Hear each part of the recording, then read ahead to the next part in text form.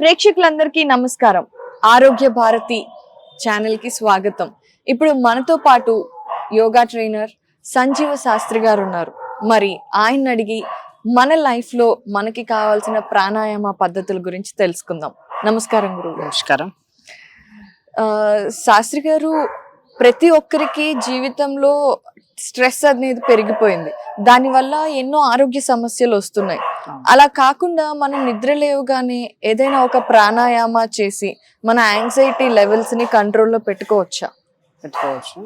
దానికి రకరకాల ప్రాణాయామాలు ఉన్నాయి, కానీ దానిలో మనం చేయగలిగే ప్రాణాయామం అనులోమ విలోమ ప్రాణాయామం. ఈ ప్రాణాయామం చేయడం ద్వారా ఏమవుతుందంటే బాడీలో ఉన్నటువంటి ప్రతి సెల్ కి కూడా కావాల్సిన ఆక్సిజన్ లెవెల్స్ వెళ్ళిపోతుంటాయి. దీంతో పాటు బ్రెయిన్ అనేది మనకి స్ట్రెస్ వల్ల రిలీజ్ అయ్యే అడ్రినల్ గ్లాండ్ కానీ ఎమోషన్స్ కానీ ఇవన్నీ కూడా తగ్గడానికి ఈ ప్రాణాయామం అనేది ఉపయోగపడుతుంది.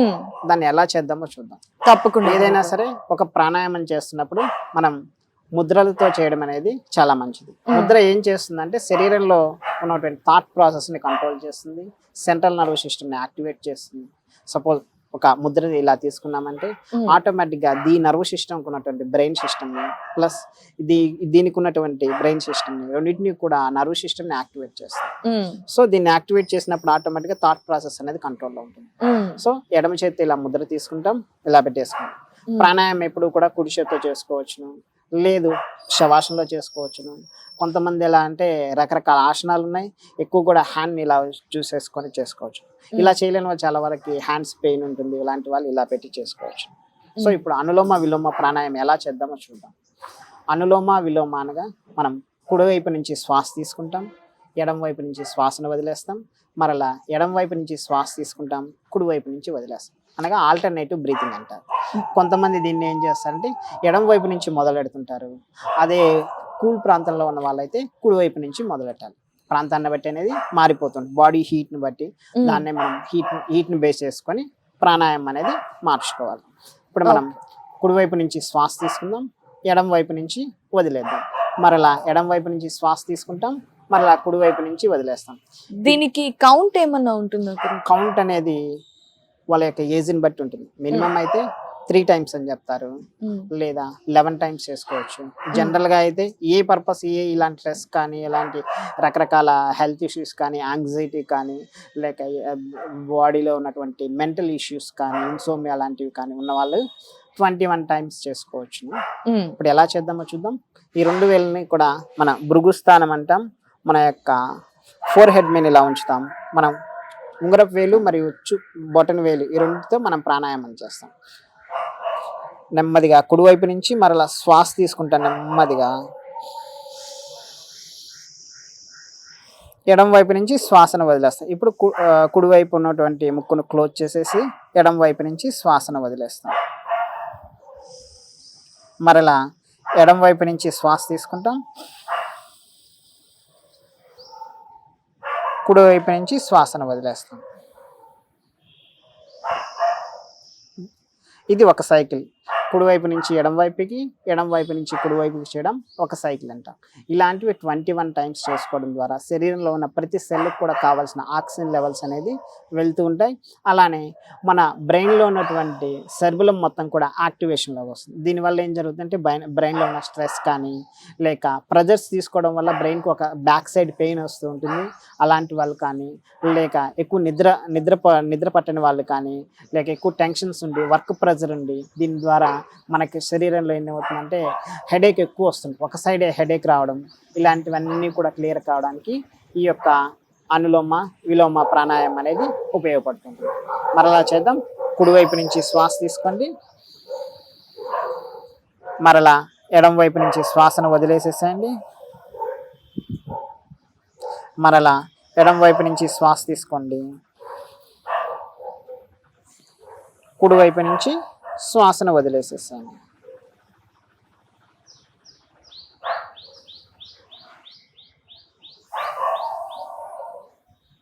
ఎప్పుడైనా సరే ప్రాణాయామం చేస్తున్నప్పుడు మీ యొక్క శ్వాసను ఎంత నెమ్మదిగా ఉండాలి అంటే మన ముక్కు దగ్గర పేపర్ పెట్టినా కానీ కదలకుండా ఉంటే అంత స్లోగా శ్వాసను తీసుకోవాలి.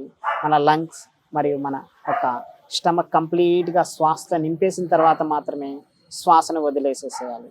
మనం శ్వాస తీసుకునేది సగం సగం తీసుకుంటున్నాం, లంగ్స్ కంప్లీట్గా ఫిల్ చేయము, మరలా స్టమక్ కూడా ఫిల్ చేయము. తీసుకుంటే స్టమక్తో అన్నా తీసుకుంటాం, లేక లంగ్స్తో అన్నా తీసుకుంటుంటారు. కంప్లీట్గా నిదానంగా స్టమక్ అండ్ లంగ్స్ కంప్లీట్గా ఫిల్ చేసిన తర్వాత మాత్రమే శ్వాసను వదిలేస్తాం, నెమ్మదిగా శ్వాసను వదిలేస్తాం. దీన్ని కుడివైపు తీసుకున్నప్పుడు అలానే చేస్తాం, మరలా ఎడం వైపు తీసుకున్నప్పుడు కూడా కంప్లీట్గా శ్వాస తీసుకున్న తర్వాత మాత్రమే శ్వాసను వదిలేస్తాం.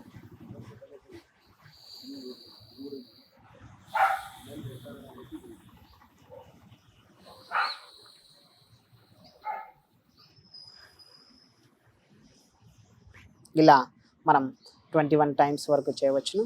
అయితే ఇది ఏ టైంలో చేయాలని చాలామంది అడుగుతూ ఉంటారు.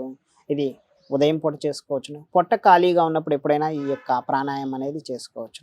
చేసుకున్న తర్వాత కళ్ళు మూసుకొని మనం శ్వాసను గమనించడం ద్వారా మన యొక్క ఆక్సిజన్ లెవెల్స్ అన్ని తగ్గిపోతాయి, బ్లడ్ సర్క్యులేషన్ ఇంప్రూవ్ అవుతుంటుంది. మనకు కావాల్సిన ఎక్కువ బ్రెత్తోనే తక్కువగా ఇది ఆక్సిజన్తో మనం సర్వైవ్ ఎలా కావాలనేది మనకి ఈ ప్రాణాయామం ద్వారా అనేది తెలుస్తుంటుంది. సో ఆక్సిజన్ ఎంత మనం తక్కువగా తీసుకొని సర్వైవ్ కాగలిగితే మన శరీరం అనేది అంత యాక్టివ్గా ఉంటుంది. అందరూ కూడా ఆక్సిజన్ ఎక్కువ లెవెల్స్ ఉంటే మనం అంటాం, ఆక్సిజన్ ఎక్కువ తీసుకుంటే ఏమవుతుందంటే తీసుకుంటాం వదిలేస్తాం. అంటే ఎక్కువ శ్వాస తీసుకున్నప్పుడు మాత్రమే ఆక్సిజన్ మనం ఒక శ్వాస ద్వారానే ఎంత ఆక్సిజన్ మనం తక్కువగా యూజ్ చేసుకోగలిగితే బాడీ అనేది అంత లైఫ్ టైం అనేది మనకు ఉపయోగపడుతుంటుంది. ఈ రకంగా మన బాడీలో ఉన్నటువంటి రకరకాలటువంటి హెల్త్ ఇష్యూస్ అన్నిటిని కూడా మనం కంట్రోల్ చేయవచ్చు. అయితే ఈ అనులోమ విలోమ ప్రాణాయామం ఏదైతే ఉందో అది 21 సార్లు రోజుకు ఒక్కసారి చేస్తే సరిపోతుందా? ఎప్పుడైనా చేసుకోవచ్చు. 21 సార్లు అనేది ఉదయం కానీ సాయంత్రం కానీ చేసుకోవచ్చు. దానికి తగ్గట్టు ఇంకేమైనా క్రానికల్ డిసీజెస్ కానీ, లేక ఇన్సోమియా కానీ, లేక డయాబెటిక్, థైరాయిడ్ ఇలాంటి ప్రాబ్లం ఉన్న వాళ్ళు ఈవినింగ్ కూడా భోజనం చేసిన తర్వాత 3 to 4 అవర్స్ గ్యాప్ ఇచ్చిన తర్వాత చేసుకోవచ్చు. లేదా ఏదైనా టిఫిన్ కానీ టీ కానీ తాగితే 15 to 20 మినిట్స్ గ్యాప్ ఇచ్చిన తర్వాత ఈ యొక్క ప్రాణాయామం అనేది చేసుకోవచ్చు. గురుగారు, ఈ అంటే చాలా బేసిక్ అనులోమ వినులోమ అనేది ప్రాణాయామాలో మొదటి స్టెప్గా చెప్తూ ఉంటారు. ఇది బేసికే కదా, ఇది చేస్తే ఎక్కువ బెనిఫిట్స్ ఉంటాయా అని చాలా మంది అనుకుంటూ ఉంటారు అనమాట. సో మనకి కేవలం అనులోమ వినులోమ ప్రాణాయామ చేయటం వల్లే మనకి కలిగే ఇతర బెనిఫిట్స్ ఏంటి, ముఖ్యమైన బెనిఫిట్స్? అనులోమ విలోమ ప్రాణాయామం ఏం చేస్తుందంటే బాడీలో ఉన్న ప్రతి నర్వ్లో కూడా ఆక్సిజన్ వెళ్ళేసేసి మొత్తం బాడీలో ఉన్న టాక్సిన్స్, మనం అదే కెమికల్ రియాక్షన్ అని చెప్తాం, టాక్సిన్స్ అని చెప్తాం, వాటిని మొత్తాన్ని కూడా కామ్ డౌన్ చేస్తాం. దీని ద్వారా ఏంది మనకంతా బ్రెయిన్ నుంచి కనెక్షన్ ఉంటుంది కాబట్టి ఇదంతా కామ్ అయిపోయి బ్రెయిన్ కామ్ అయిపోతుంది. బ్రెయిన్ లో ఉన్న థాట్ ప్రాసెస్ కానీ, బ్రెయిన్ లో ఉన్నటువంటి నర్వ్ సిస్టమ్ కానీ అంతా కూడా తగ్గిపోతుంది. దీనికి ఆపోజిట్ ఇంకొక ప్రాణాయామం కూడా ఉంటుంది, దాన్ని భ్రామరీ ప్రాణాయామం.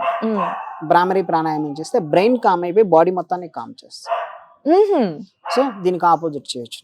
మామూలుగా జనరల్గా ఏం చేస్తా అంటే అనులోమ విలోమ చేస్తుంటే బాడీలో ఎక్కడ ఏ ప్రాబ్లం ఉన్నా సెటిల్ అయిపోయేసి బ్రెయిన్ కామ్ చేస్తాం. ఓకే. సో దీనికి రివర్స్ ప్రాసెస్ మనం ఏంది భ్రామరీ ప్రాణాయామం అంటాం. అది చేయడం ద్వారా మనకి రకరకాలైన బ్రెయిన్ ఇష్యూస్ కానీ, బ్రెయిన్ ట్యూమర్స్ కానీ ఇలాంటివన్నీ ఉంటాయి. కాకుంటే మేజర్ ఇష్యూస్ అనేది బాడీకి ఉంటాయి కాబట్టి అనులోమ విలోమ ప్రాణాయామం యూనివర్సల్ ప్రాణాయామ, అందరికి సూటబుల్ ప్రాణాయామ అని చెప్తాను. భ్రామరీ ఎప్పుడు చెప్తా అంటే ఏదైనా బ్రెయిన్ ఇష్యూస్ ఉన్నప్పుడు అవి పర్ఫెక్ట్ వాటి కోసమే చేయాలి అన్నప్పుడు ఆ ప్రాణాయామం చెప్తుంటారు. గురుగారు చాలా చక్కగా అందరికీ అర్థమయ్యేలా అనులోమ విలోమ ప్రాణాయామ గురించి చెప్పారు. థ్యాంక్స్ అండి.